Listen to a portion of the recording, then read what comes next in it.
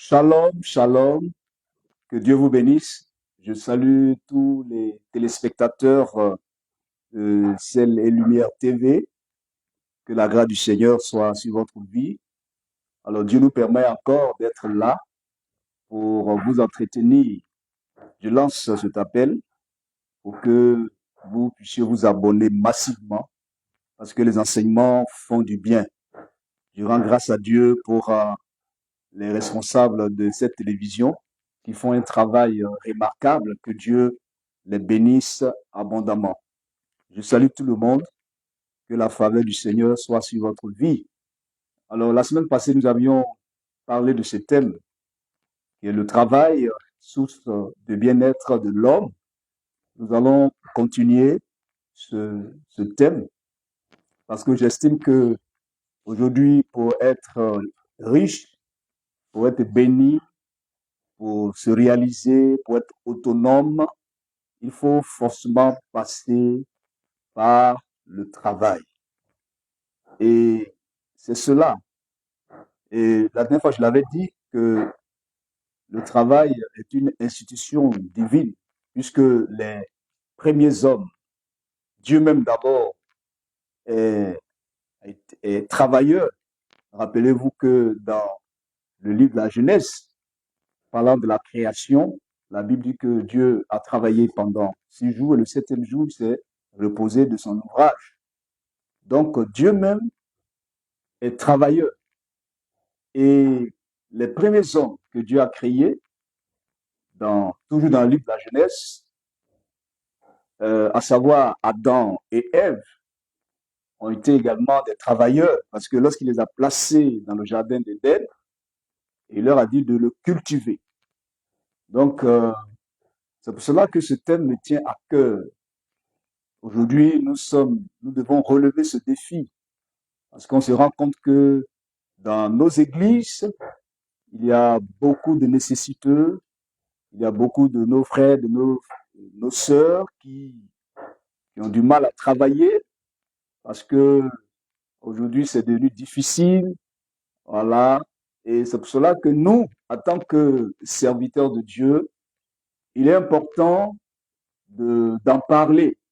C'est vrai que la Bible regorge beaucoup de sujets, mais il est important de parler du travail pour stimuler la foi de quelqu'un, pour dire à une personne qui est certainement, qui m'entend, qui est découragée, qui est déçue et qui se dit qu'il n'a plus rien à faire, je vais dire à cette personne qu'il y a un espoir parce que Dieu n'a pas encore dit son dernier mot. Donc, pour dire que ce thème est évocateur, le travail source de bien-être de l'homme. Alors, dans notre société moderne, le travail occupe une place prépondérante, une place centrale dans la vie d'un individu. Le travail permet de subvenir à ses besoins. Le travail nous permet également d'être autonome et de se réaliser. Cependant, à l'heure où les crises se multiplient, où le taux de chômage bat son plein, est-il légitime de s'interroger si le travail est véritablement une source de bien-être pour l'homme? Le travail peut contribuer à l'épanouissement de l'homme. Le travail peut permettre à l'homme d'être stable sur le plan social et financier. Alors, nous verrons donc dans cette étude en quoi le travail peut être, j'allais dire, une source de bien-être et quelles sont les limites avant d'examiner les conditions nécessaires pour qu'il soit réellement une source de bien-être. On avait donné la définition du travail, hein. On peut encore revenir là-dessus.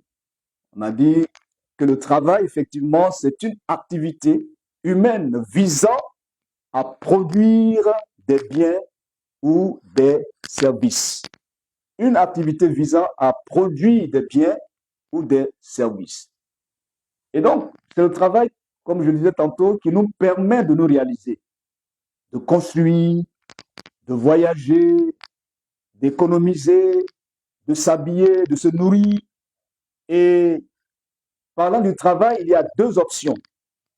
Il y a le privé et la fonction publique. Ah donc, peu importe dans le domaine où vous exercez. Donc, toute personne est habilitée à travailler.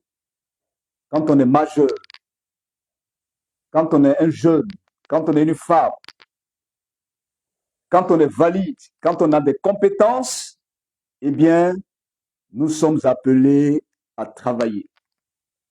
Le bien-être, qu'est-ce que c'est? C'est l'état de satisfaire, c'est l'état de satisfaction, pardon, de bonheur, d'équilibre physique, mental et social. Voilà.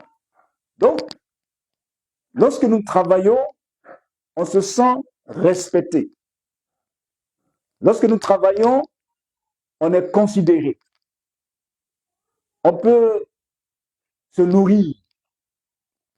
On peut faire beaucoup de choses parce que le travail nous permet d'être vraiment à l'aise.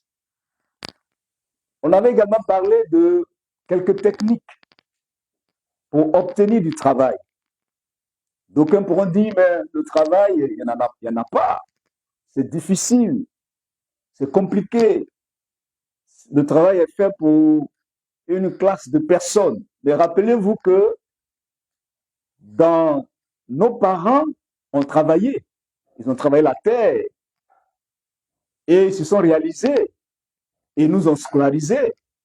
Et aujourd'hui même, beaucoup de personnes sont devenues des cadres à travers le travail des parents. Ce n'était pas facile du tout parce que faire le travail de la terre de façon manuelle n'était pas du tout facile, n'est pas du tout facile. Mais c'est avec cela qu'ils ont pu se réaliser, qu'ils ont pu scolariser leurs enfants pour qu'ils deviennent aujourd'hui des cadres. Donc, même quand on va à l'école et qu'on a un parcours scolaire, l'objectif, c'est de travailler un jour pour être autonome, pour servir sa nation. Donc, tout le monde est habilité à travailler. Et c'est pour cela que dans nos églises, il est important de multiplier ces genres d'enseignements pour amener nos jeunes frères à se lever pour travailler. C'est à travers le travail qu'on peut chasser, j'allais dire, la pauvreté. Vous voyez, il y a beaucoup de besoins qui se présentent en nous. Quand une personne ne travaille pas, mais comment tu peux, j'allais dire à la fin du mois, payer la maison, payer les factures, ou même te soigner, ou même préparer l'avenir, ton avenir et l'avenir des enfants.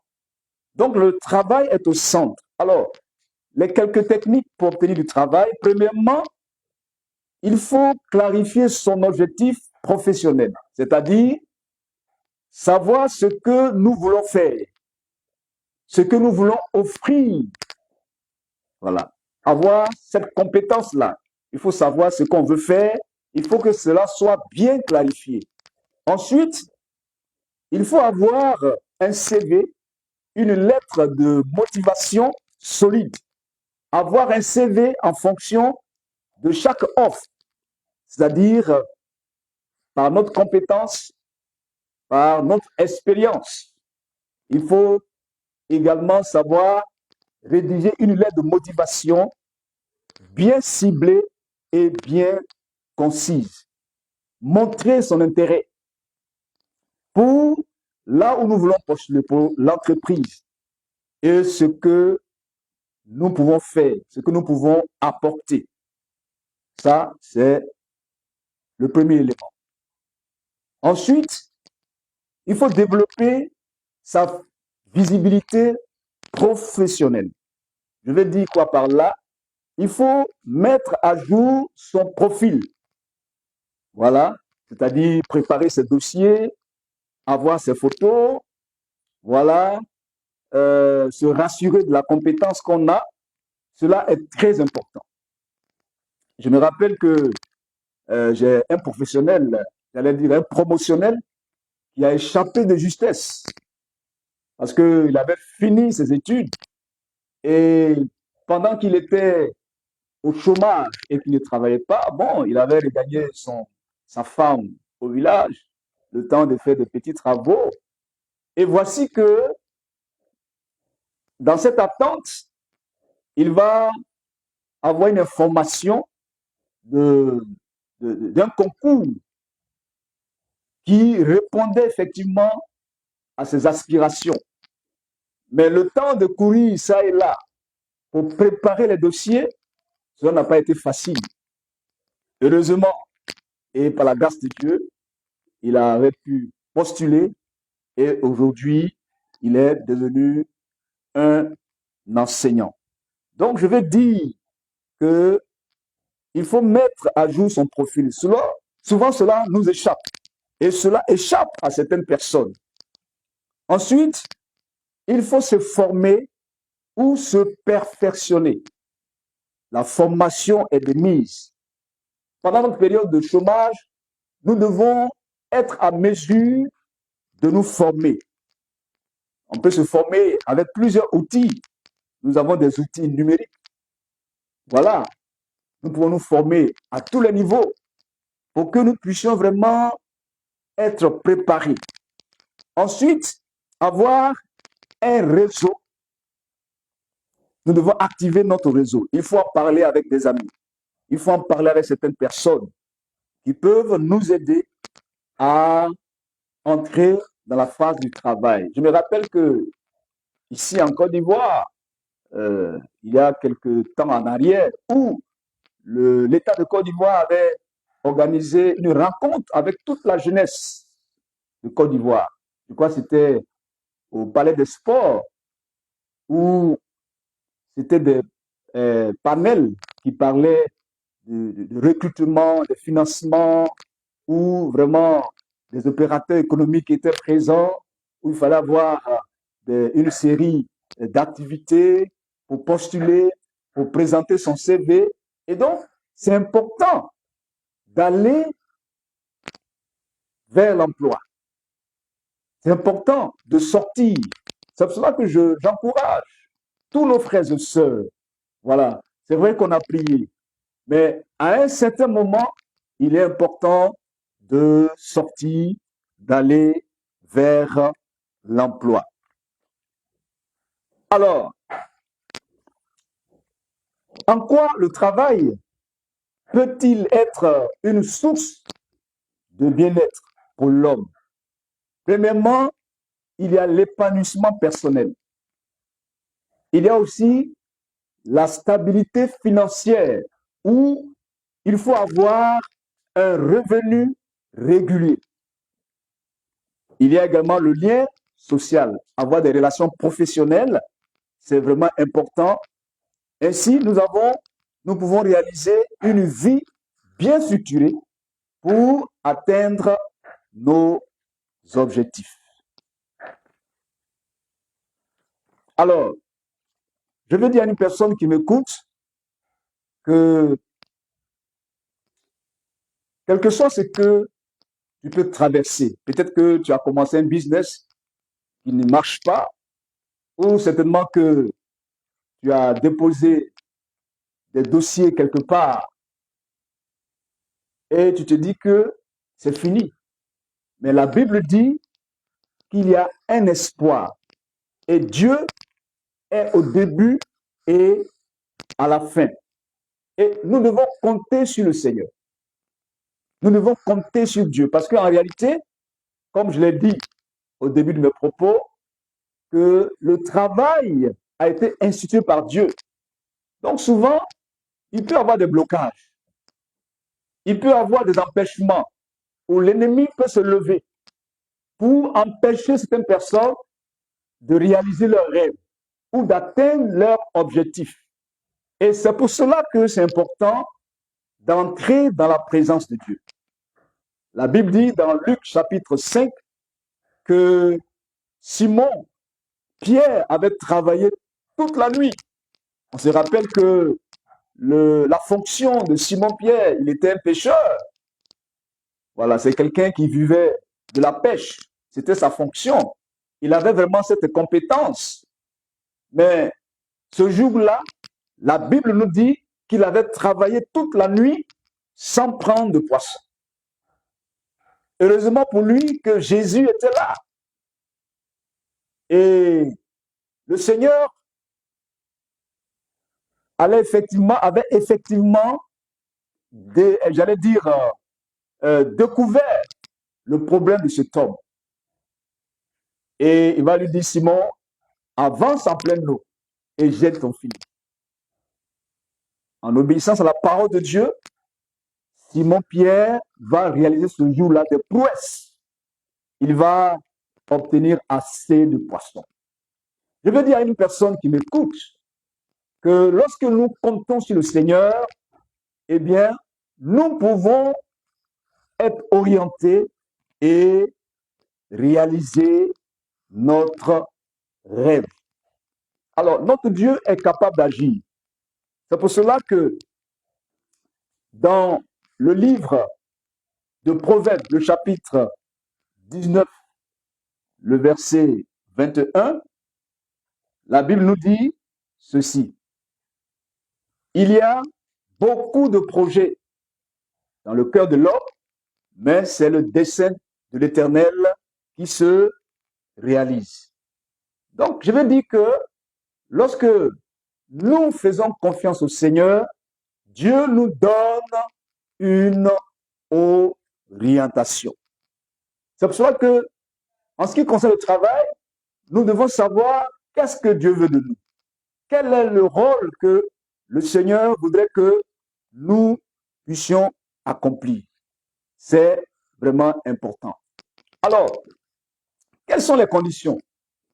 Ou que faire pour que le travail soit une source de bien-être pour l'homme? Lorsque nous lisons dans Paul chapitre 14, verset 23, la Bible dit que le travail procure de l'abondance. En réalité, lorsqu'une personne travaille, elle doit être à l'aise, elle doit être bénie, elle doit être effectivement, j'allais dire, elle doit se réjouir parce que le Seigneur approuve le travail. Donc, les conditions pour que le travail soit une source de bénédiction, il y a d'abord, dans un premier temps, le choix. C'est vrai que souvent, les gens sont contraints à faire un travail parce qu'il n'y a rien à faire. Mais en réalité, lorsque nous avons choisi un travail, nous avons la passion de ce travail, nous pouvons bien le faire, nous pouvons bien le réaliser. Je rends ce témoignage d'un petit frère qui, pendant son cursus scolaire, s'était présenté à un concours. Les gens avaient postulé. Il était, je crois, en classe de seconde ou troisième. C'est moi qui m'écoute. Et il avait présenté cet examen-là. Et par la grâce de Dieu, il avait été admis. Donc, il y a des personnes qui avaient été sélectionnées pour aller faire une formation en Europe.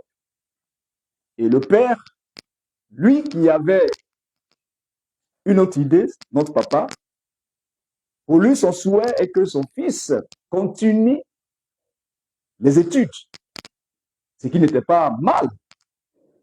Mais voici que souvent, les parents influencent négativement le choix de leurs enfants. Et il n'était pas allé. Ses amis aujourd'hui se sont formés et ils travaillent aujourd'hui. Ils ont la compétence de la menuiserie. Or lui, puisque papa ne voulait pas qu'il s'aventure à cela, il avait abandonné. Donc je veux dire que nous devons connaître la compétence de nos enfants. Connaître la compétence de quelqu'un avec qui nous vivons et si possible, nous pouvons l'aider dans ce domaine-là. Donc, dans un premier temps, il faut faire le choix qui nous sied. Voilà. Ensuite, il faut que les conditions humaines soient réunies. Voilà. Il faut recevoir régulièrement son salaire parce que quelqu'un qui travaille, la Bible dit que l'ouvrier mérite son salaire. Quelqu'un qui a travaillé, à la fin du mois, il s'attend à son salaire.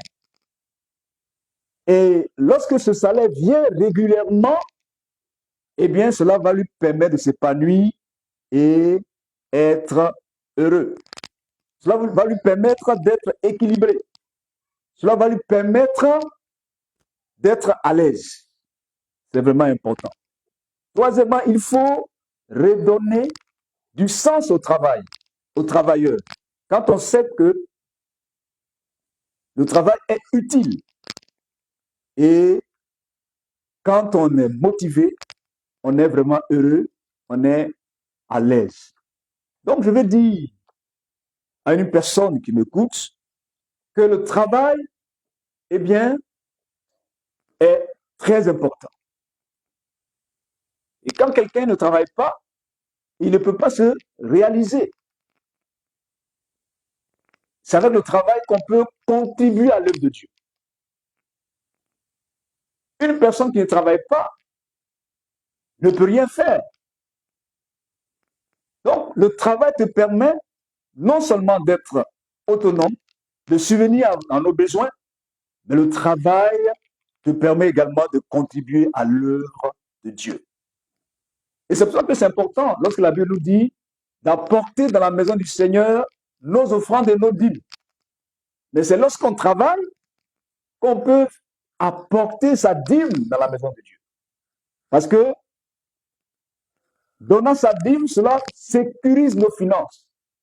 Et cela nous permet, eh bien, de rendre gloire au Seigneur. Alors, bien aimé, le travail est effectivement une source de bien-être. Et c'est pour cela que Dieu m'a mis à cœur d'apporter cet enseignement pour stimuler la foi de quelqu'un. Certainement que tu es déçu. Tu ne sais plus à quelle scène se vouer. Tu te dis c'est fini. Mais il y a un espoir.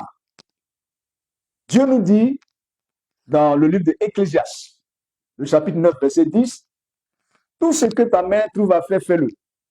N'attends pas seulement par rapport à tes diplômes, mais ce que tu peux faire en attendant pour réaliser des économies, il faut le faire. Voilà, en attendant que Dieu n'ouvre une autre porte pour te permettre de te réaliser. Alors, chers frères et sœurs, que le Seigneur vous bénisse. Mais je veux conclure en disant que le travail peut être une source de bien-être de l'homme s'il est bien vécu, s'il est libre, s'il est reconnu.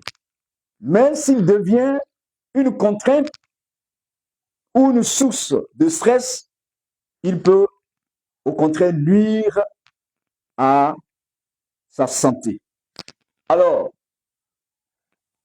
à nous, en tant que société, de faire en sorte que chacun puisse s'épanouir dans son travail. Les hommes de Dieu, c'est-à-dire les pasteurs, les évangélistes, les prophètes, nous avons des personnes que nous encadrons. Il est de notre devoir d'aider ces personnes à se réaliser. Dieu nous a donné la sagesse, Dieu nous a vraiment équipés et je sais que le Seigneur n'abandonne jamais ses enfants. Alors, cet après-midi, que la grâce du Seigneur soit sur votre vie et je veux encourager déjà tous ceux qui travaillent, tous ceux qui ont déjà monté leur business, tous ceux qui entreprennent. Je veux aussi encourager tous ceux qui sont en attente et qui cherchent du travail. Laisse-moi te dire que c'est ta détermination, c'est ton courage qui va te permettre d'atteindre cet objectif. Que le Seigneur vous bénisse et que sa faveur soit sur votre vie. Alors, avant de terminer, je vais prier pour une personne. Prier pour toi qui m'as écouté.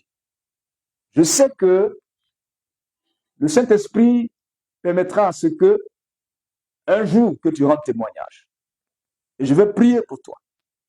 Parce que je suis convaincu que ce message est pour toi. Cet enseignement est pour toi. Oui, tu vas simplement fermer les yeux et je vais prier pour toi. Seigneur, merci pour ta grâce. Nous savons que le travail est une source de bien-être de l'homme. Je prie que le Seigneur intervienne dans la vie d'une personne qui m'écoute, qui est désespérée, qui se dit que c'est fini pour moi, qui se dit que vraiment, qui est déçu, découragé.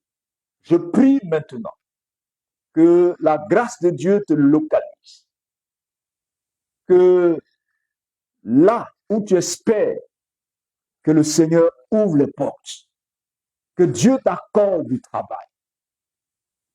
S'il y a un commerce, un métier que tu entreprends, souvent c'est difficile ou un blocage, je prie au nom de Jésus que le Seigneur te libère, qu'il libère tes finances, que le Seigneur t'accorde à réaliser ton projet. Au nom de Jésus. Seigneur, je prie pour quelqu'un qui travaille, qui depuis longtemps s'attend à une promotion, que la grâce de Dieu soit relâchée sur sa vie. Au nom de Jésus. Qu'à travers ce message sur le travail, que Dieu se manifeste puissamment, afin que tous nos jeunes qui ont postulé quelque part, que le Seigneur intervienne d'une manière, j'allais dire, miraculeuse, pour qu'ils obtiennent du travail. Père, merci pour ta présence. Merci pour ta grâce. Merci pour ton enseignement. Que l'honneur et la gloire te soient rendus. Au nom de Jésus que j'ai prié. Amen.